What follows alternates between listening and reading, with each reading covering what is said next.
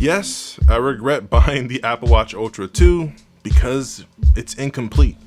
Let's talk. So all of you that are subscribed have probably wondered why I have not reviewed the Apple Watch Ultra 2 yet, or give you my first impressions or anything like that. It's because it's incomplete, to be honest. So much of this watch is the same as last year's Apple Watch Ultra, and that makes it hard to even review because Apple is holding back. Probably the biggest feature that sets the Apple Watch Ultra 2 apart from its predecessor is the double tap feature, and it hasn't come through an update yet. This issue isn't really exclusive to Apple either. It feels like all of these devices are coming out like Kickstarter launches, like half-baked, getting day one patches months later. I could see if these were, just bug fixes that rolled out through updates, but releasing a product with legit features missing is wild, and it seems like it has become the norm, unfortunately. Even Google just announced a new Pixel 8 with some amazing camera features that we won't see at launch. We see this all the time with video games. When a game is launched, it's more like a beta release, and the full version of the product is fulfilled after a year or so of updates. If you are a day one adopter nowadays, you're pretty much a beta tester for the first few months. Now, I honestly hope that these updates come sooner than later so I can give you guys my full opinion on this device in its totality after experiencing everything that they announced to us at the keynote. But given all that, what are my thoughts on the Apple Watch Ultra 2 so far? So far, it's solid.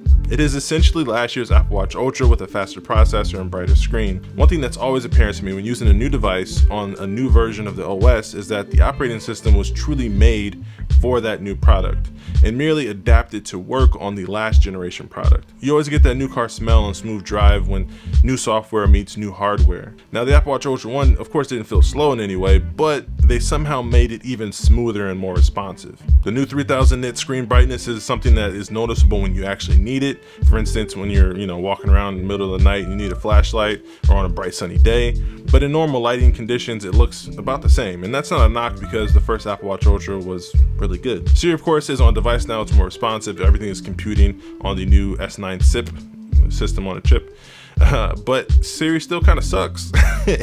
and until they completely overhaul it, it's always going to pale in comparison to like a Google Assistant. Siri is just a faster Siri. One quiet and unexpected thing that I noticed is that my battery life is considerably better on the Ultra 2, ending some days with only like 10 to 15% battery drain. It's pretty nice. It's like sipping on battery. And this is most likely attributed to the newer dynamic LTPO OLED panel that goes all the way down to 1 nit on the always on display, and the optimization, of course, with the new S9 chip.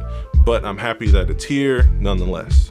With my usage habits, this extends the battery life on the Gen 1 from like 3 days to 4 to 5 days depending on your use case. If I drop the brightness and use it sparingly, I'm sure I can get a work week out of this watch. Although that wouldn't be an enjoyable feature-rich experience, it's good to know that when I'm without a charger, I can stretch it if need be. The doubled internal storage coming in at 64 gigs is nice for those days I want to play music straight from my library to my AirPods offline, but I would say that's not a big reason to upgrade. It's cool, but So yeah, I really can't review this watch completely because it's unfinished. It's an unfinished product. But when the new features do drop, I can't wait to do the tappy tap. One day, I just bought this new watch for these cool features and I can't do it, but whatever. But when I can do the tappy tap, I'm definitely gonna give you my 2 cents on it. Last year's Apple Watch Ultra can do about 99.5% of everything this new Apple Watch Ultra 2 can do. So at the time of recording this video, I would say that if you're on the market for an Apple Watch Ultra, buy a certified renewed Apple Watch Ultra. Buy it used secondhand, because the battery health even on my Apple Watch Ultra 1 was like 98% or 99%. It was still really good.